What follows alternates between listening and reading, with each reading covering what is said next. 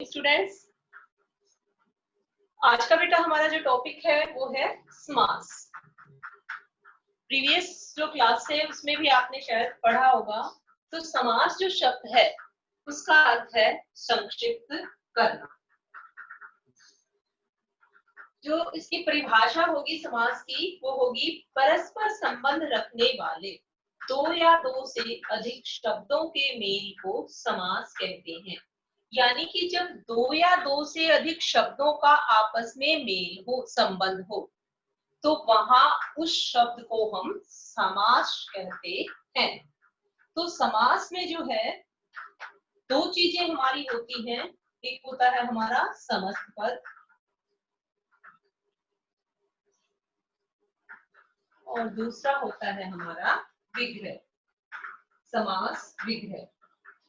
तो जो समास समस्त पद है बच्चों, वो क्या होता है हमारा समस्त पद विभिन्न शब्दों के समूह को संरक्षित करने से जो शब्द बनता है उसे समस्त पद या सामासिक शब्द कहते हैं। विभिन्न शब्दों के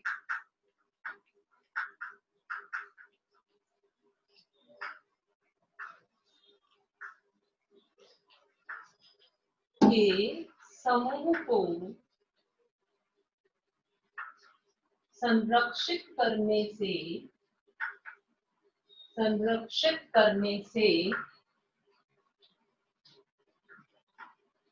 जो शब्द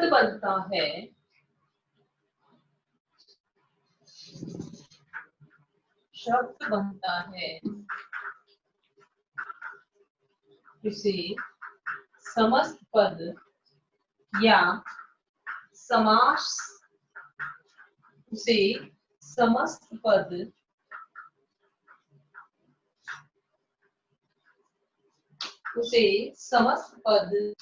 या सामासिक शब्द कहते हैं अथवा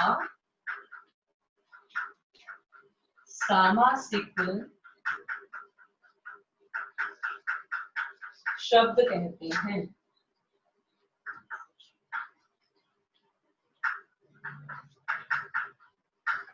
उसे समस्त पद अथवा सामासिक शब्द कहते हैं।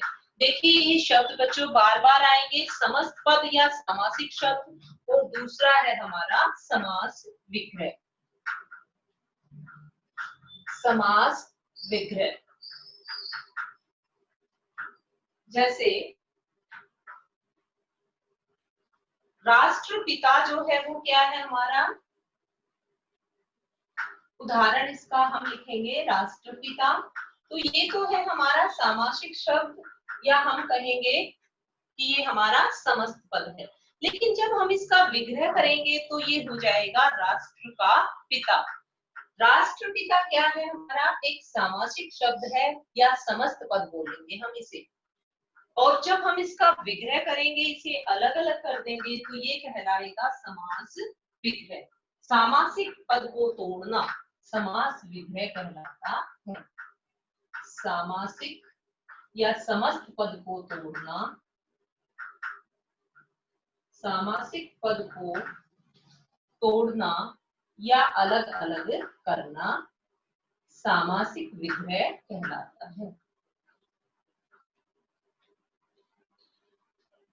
सामासिक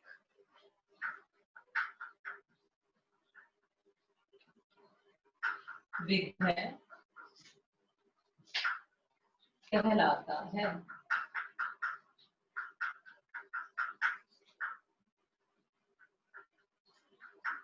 यस स्टूडेंट्स, इसका जो सामासिक विग्रह हो जाएगा राष्ट्रपिता का, राष्ट्र का पिता।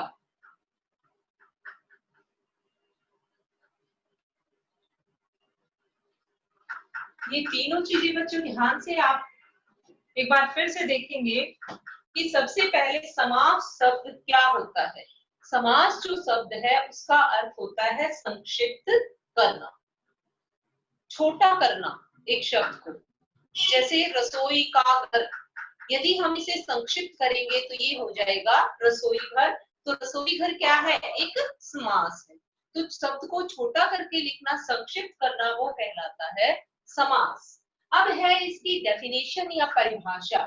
परस्पर संबंध रखने वाले, जब दो शब्दों का आपस में संबंध हो तो वहां पर जो है उनका जब मेल होता है तो वो कहलाता है समास। परस्पर संबंध, दोनों का आपस में संबंध होना चाहिए। अब हम रसोई पिता थोड़ी ना लिख सकते हैं, तो रसोई घर, रसोई का संबंध किससे है? घर से।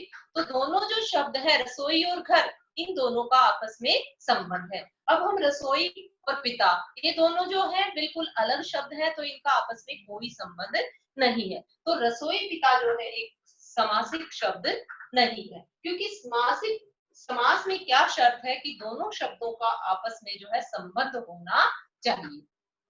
दूसरा जो आता है इसमें समस्त पद। तो विभिन्न शब्दों के समूह को संरक्षित करके जब हम शब्द को इकट्ठा कर लेते हैं, संक्षिप्त कर देते हैं, तो वो कहलाता है हमारा समस्त पद। और जब हम उसे तोड़ देते हैं, अलग अलग कर देते हैं, तो वो कहलाता है हमारा समास विग्रह। तो ये जो शब्द है बेटा आपको ये क्लियर हो जाने चाहिए। समस्त पद, समास विग्रह और समास की डेफिनेशन। डेफिनेशन में क्या करेंगे हम? परस्पर जब संबंध होता है दो या दो से अधिक शब्दों का, तो वहां पर समास होता है। अब हम करेंगे समास के भेद। जो समास के भेद हैं उनमें क्या है कि जो मुख्य है वो तो 4 है समास, लेकिन अगर हम कुल समासों की जो संख्या करते हैं तो वो हमारी 6 हो जाती है। तो यहाँ पर हम अब समास के भेद करेंगे कि समास के भेद जो है वो कौन कौन से हैं।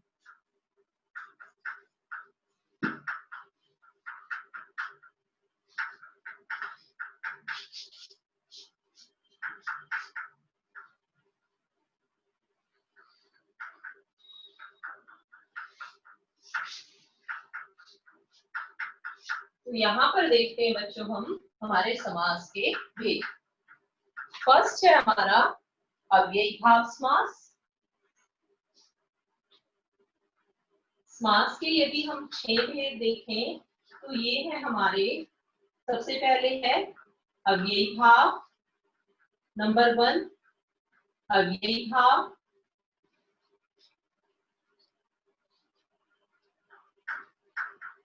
समास नंबर 2 तत्पुरुष समास, नंबर 3 कर्मधारय,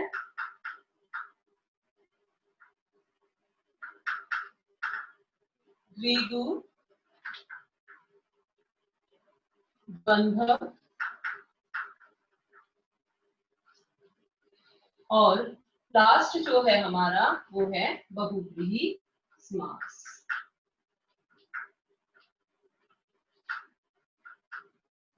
तो यहाँ पर बच्चों हमारे ये 6 समास हैं।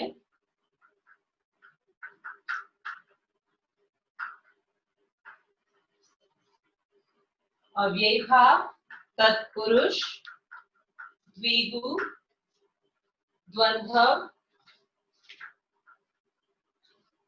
कर्मधारय।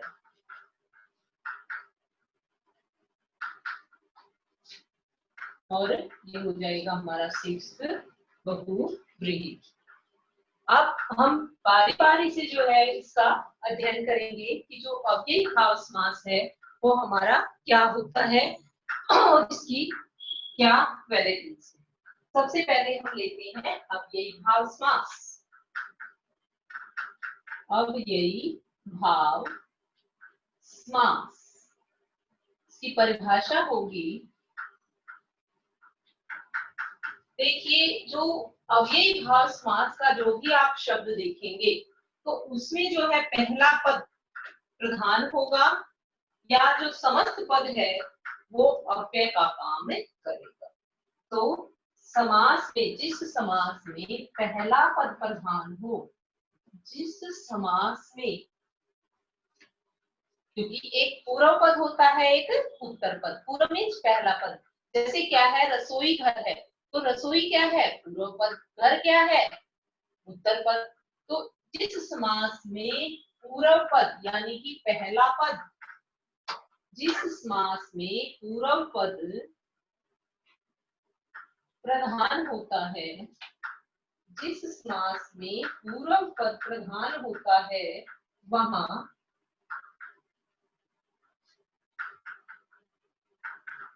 पूर्व पद प्रधान होता है और समस्त पद, समस्त पद मीन्स पूरा जो पद है, समस्त पद जो है अव्यय का पालन कर, समस्त पद अव्यय का काम करे, उसे अव्ययी भाव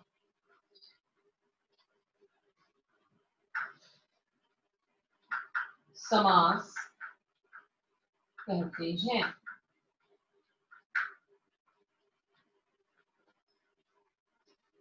जैसे एग्जाम्पल है हमारा यथा शक्ति प्रतिदिन, जैसे यथा शक्ति प्रतिदिन। तो जो यथाशक्ति और प्रतिदिन है, इन शब्दों में कौन सा समास है?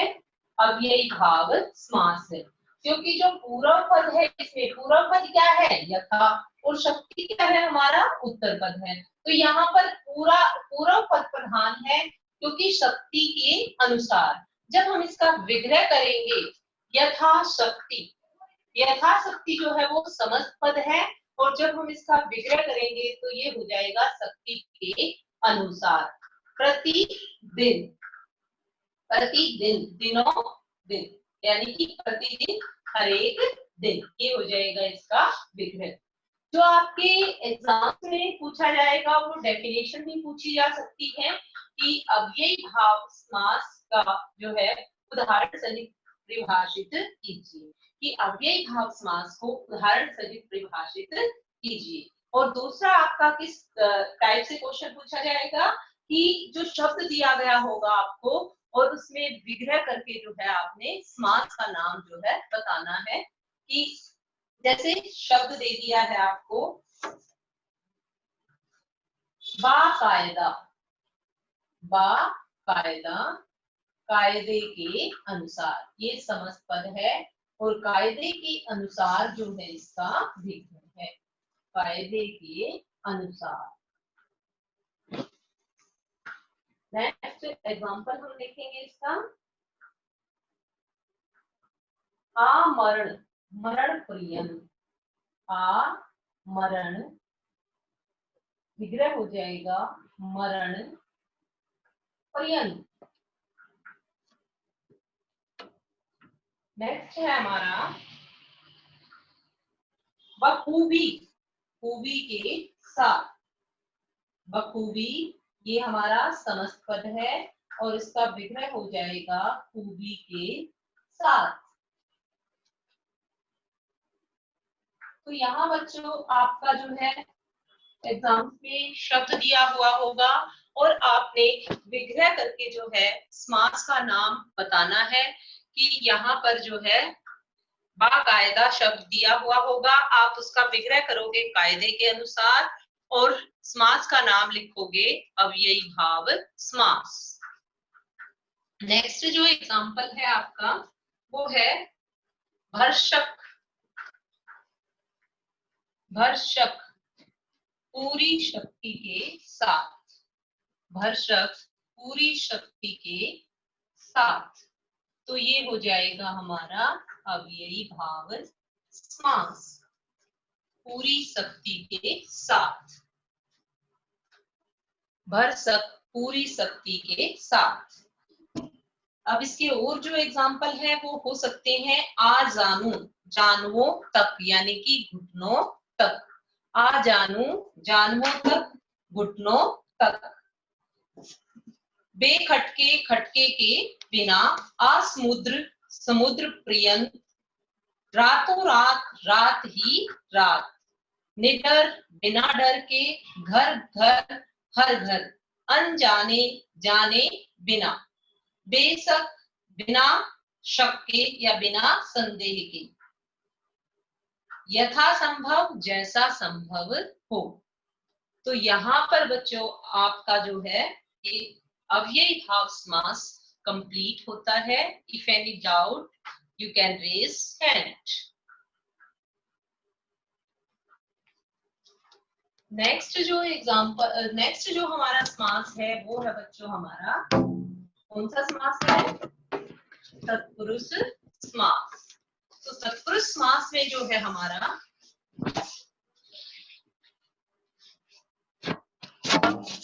तत्पुरुष समास, जैसे हमने अव्ययी भाव समास किया था कि जो अव्ययी भाव समास में पहला पद प्रधान होता है, तो तत्पुरुष समास में जो है उत्तर पद यानी कि दूसरा पद प्रधान होता है। अव्ययी भाव समास में पहला पद प्रधान होता है, तत्पुरुष जो समास है उसमें दूसरा पद प्रधान होता है। अब हम इसकी डेफिनेशन करेंगे इसकी तत्पुरुष समास। अव्ययी भाव समास आशा करती हूँ कि आपकी अच्छे से समझ आया होगा। और बच्चों जितना भी आप इसके उदाहरण की जो है प्रैक्टिस करेंगे उतना ये आपको अच्छे से क्लियर होगा, क्योंकि बिना प्रैक्टिस के जो है ये नहीं आएगा। तो नेक्स्ट जो आपका समास है बेटा वो है तत्पुरुष समास। तत्पुरुष, तत् मीन्स वह, पुरुष यानी कि वह या कोई दूसरा आदमी, यानी कि जिस समास में दूसरा पद प्रधान होता है वहां तत्पुरुष समास होता है। अब तत्पुरुष जो शब्द है उसका अर्थ है तत्पुरुष, वह आदमी। तो इस प्रकार जो है तत्पुरुष समास जो है अपना ही एक अच्छा उदाहरण है, क्योंकि इस समास में जो है कोई दूसरा पद प्रधान होता है। तो इसकी डेफिनेशन भी हम यही लिखेंगे, तत्पुरुष यानी कि वह पुरुष जिस समास में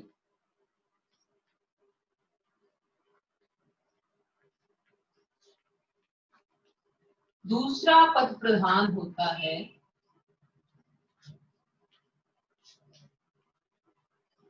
जिस समास में दूसरा पद प्रधान होता है वहां अव्ययी भाव समास होता है। वहां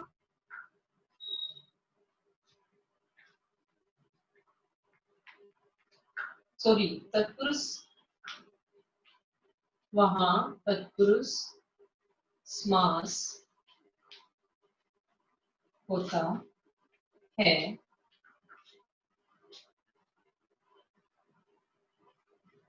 जो तत्पुरुष समास है बेटा, जब हम इसका विग्रह करते हैं तो इसमें जो है कारक विभक्तियां निकल कर आती हैं, जैसे राज पुरुष, राजा का पुरुष, राज पुरुष,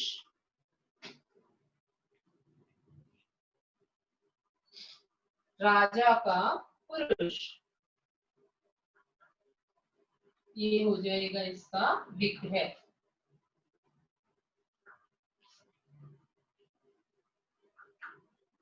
कारक विभक्तियां जानते हो ना? कर्ता ने कर्म को करण से संप्रदान के लिए, अपादान से जुदाई, संबंध का के की अधिकरण में पर, तो ये होती है हमारी कारक विभक्तियां। तो यहाँ जो है कर्म से लेकर अधिकरण तक जो है विभक्तियां आती हैं जब हम इसका विग्रह करते हैं। विग्रह में जो है कारक विभक्तियां आएंगी, जैसे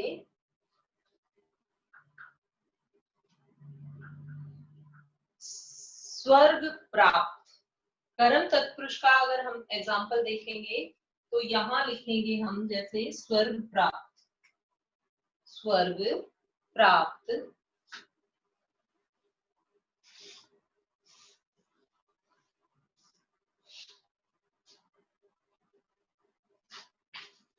स्वर्ग प्राप्त,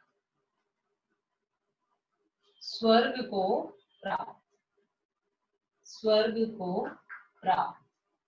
तो ये हो जाएगा हमारा कर्म तत्पुरुष। कौन सा तत्पुरुष? कर्म तत्पुरुष। क्योंकि यहाँ पर जो है द्वितीय विभक्ति को निकल कर आई है, इसलिए यहाँ पर होगा हमारा कर्म तत्पुरुष। अब नेक्स्ट है हमारा जैसे करण तत्पुरुष, तो शोकाकुल, शोक से व्याकुल, शोकाकुल, ये हो जाएगा शोक से व्याकुल। तो से आ गया तो कौन सी विभक्ति हो जाएगी हमारी? करण तत्पुरुष। ये हो जाएगा हमारा करण तत्पुरुष। ओके, यहाँ ये हमारा करण तत्पुरुष। उसके बाद हो जाएगा हमारा संप्रदान तत्पुरुष, देश भक्ति, देश के लिए भक्ति, देश भक्ति। तो ये हो जाएगा देश के लिए। मैं एक एक एग्जांपल जो है आपको करवा रही हूँ। ये मत सोचना कि सीरीज में आएंगे ये कर्म आएगा फिर करण आएगा। मैं आपको सिर्फ एक एक एग्जांपल दे रही हूँ। देश के लिए भक्ति, संप्रदान में के लिए आता है, तो ये कौन सा समास हो जाएगा हमारा? संप्रदान तत्पुरुष, संप्रदान तत्पुरुष। नेक्स्ट जो है वो हो जाएगा हमारा अपादान। अपादान जिसमें जुदाई का, अलगाव का बोध होता है, जैसे पथ भ्रष्ट, पथ से भ्रष्ट, पथ भ्रष्ट, पथ से भ्रष्ट, पथ से भ्रष्ट। तो ये हो जाएगा हमारा अपादान तत्पुरुष।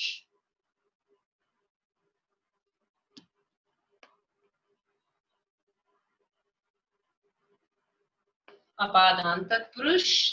नेक्स्ट हो जाएगा हमारा संबंध। अपादान के बाद आता है हमारा संबंध तत्पुरुष। तो संबंध में आ जाएगा हमारा जैसे घुड़दौड़, घोड़ों की दौड़, घुड़ दौड़, घोड़ों की दौड़। तो ये हो जाएगा संबंध तत्पुरुष, संबंध तत्पुरुष। संबंध तत्पुरुष के बाद आता है हमारा अधिकरण तत्पुरुष। लास्ट जो है वो है हमारा अधिकरण तत्पुरुष। तो अधिकरण में क्या हो जाएगा बच्चों? में और पर आता है ना अधिकरण में। तो जैसे देशाटन, देश को या देश में गया, अटन, देश में अटन, देश को गया। दानवीर, दान देने में वीर।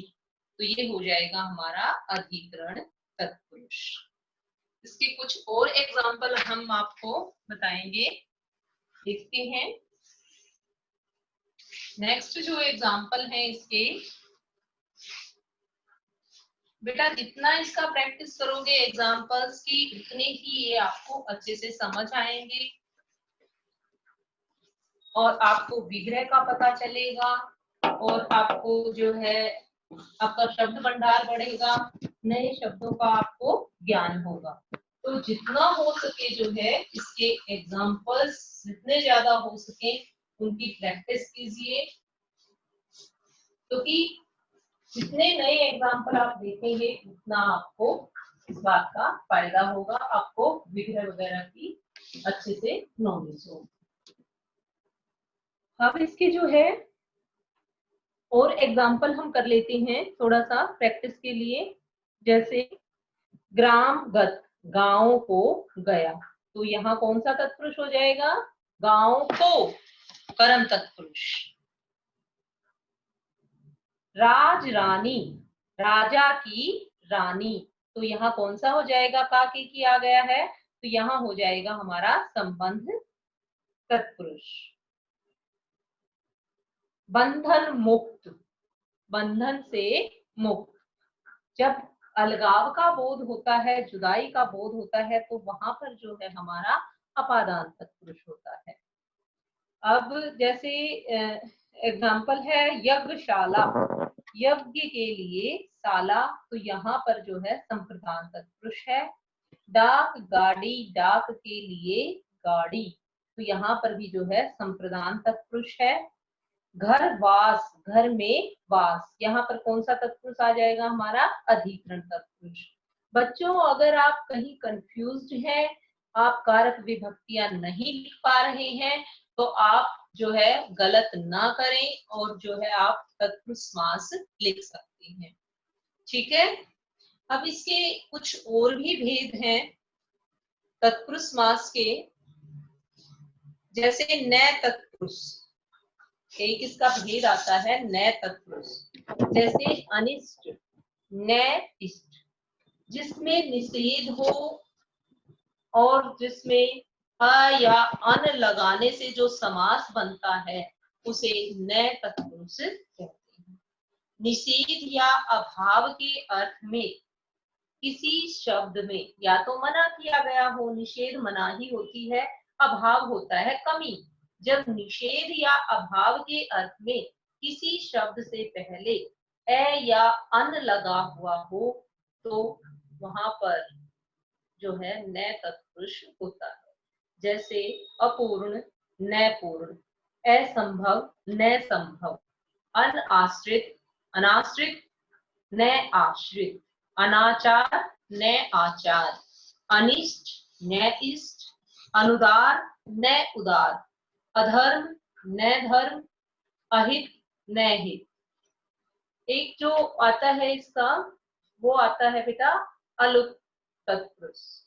तो अलग अलुक तत्पुरुष में क्या होता है? जिस तत्पुरुष समास में पहले पद की विभक्ति का लोप नहीं होता, पहला पद एज इट इज रहता है, तो वहां पर अलग तत्पुरुष होता है। युधिष्ठिर, ये जो एग्जाम्पल है काफी आता है। युधिष्ठिर, धनंजय, तो ये जो है तत्पुरुष समास है युद्ध में स्थिर। युधिष्ठिर, युद्ध में स्थिर, तो ये कौन सा तत्पुरुष है? अलुक तत्पुरुष। धनंजय, धन को जय करने वाला। खेचर, खेचर होता है, खे होता है आकाश, चर विचरण करने वाला, तो आकाश में विचरण करने वाला। विश्वंभर, विश्व को भरने वाला। वाचस्पति, वाणी का पति। और मन सिज, मन में उत्पन्न, मन सिज, मन में उत्पन्न।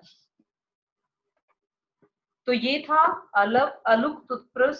और इसके बाद जो है एक उपपद तत्पुरुष भी आता है। बच्चों मैं फिर कह रही हूँ, अगर आपको कहीं भी ये है कि हमें ये नहीं पता कि ये अलुक तत्पुरुष है या ये नए तत्पुरुष है या कोई भी, तो आप जो है सिर्फ तत्पुरुष भी लिख सकते हैं। अब हम कर रहे थे उपपद तत्पुरुष। तो जिस तत्पुरुष समास का स्वतंत्र रूप में प्रयोग नहीं किया जाता, ऐसे सामासिक शब्दों को उपपद तत्पुरुष कहते हैं। जैसे जलज, जल प्लस जय, यानी कि जय का अर्थ उत्पन्न करना या पैदा करना है। इस प्रकार इस शब्द को अलग से प्रयोग नहीं किया जा सकता। यानी कि जलज जो शब्द है उसका अर्थ है कमल, लेकिन जो जय है हम उसको किसी और शब्द के साथ प्रयोग नहीं कर सकते जिसका अर्थ होता है उत्पन्न करने वाला। जैसे पंकज, कृत घन, तो ये हो जाएगा कृत प्लस घन, पंक प्लस जय, तो जिस समास में जो है जिसका स्वतंत्र प्रयोग हम नहीं कर सकते उस समास को कहते हैं हम उपपद तत्पुरुष। तो बच्चों 2 समास जो है आज हमारे कंप्लीट हैं। फर्स्ट है हमारा अव्ययी भाव समास और सेकंड है हमारा तत्पुरुष समास। तो इसका जो है आप अच्छे से जितने भी एग्जाम्पल हो सके अच्छे से इनका अध्ययन आपने करना है और जितने भी एग्जाम्पल आप ज्यादा से ज्यादा कर सकते हैं वो आप प्रैक्टिस कीजिए। जो नेक्स्ट है हमारा थर्ड है समास, वो है हमारा कर्मधारय समास। कर्मधारय समास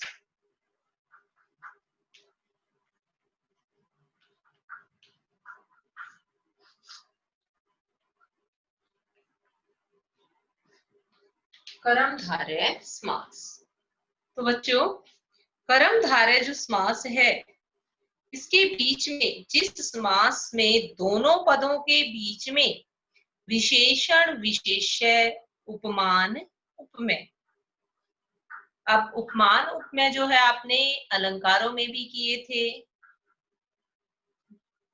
उपमेय और उपमान क्या होते हैं? उपमेय और उपमान मैंने बताया था आपको अलंकारों में भी कि जिस पद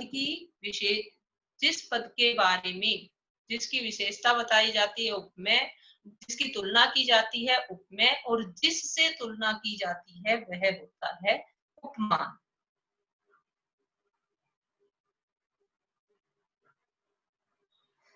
और इसमें दोनों पदों में एक ही कारक कर्ता कारक की विभक्ति आती है। तो जिस समास के दोनों पदों के बीच जिस समास के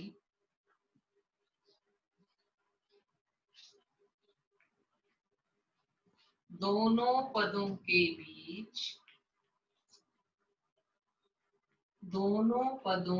बीच विशेषण विशेष्य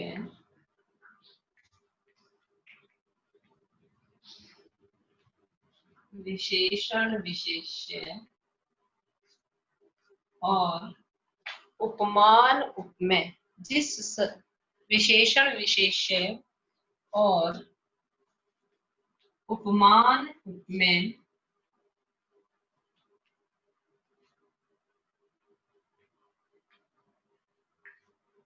का संबंध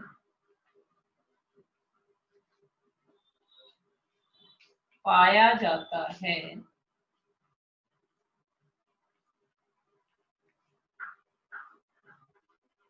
वहां कौन सा समास होता है?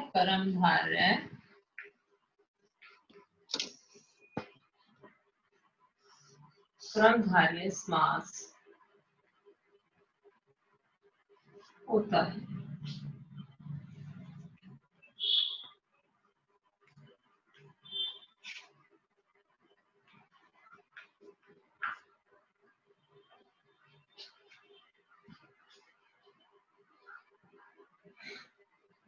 अब देखिए जैसे शब्द है हमारा नील कमल। नील कमल जैसे नील कमल। अब कमल की विशेषता है कि वो नीला है।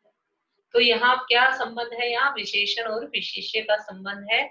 इसलिए यहाँ पर जो है कौन सा समास है?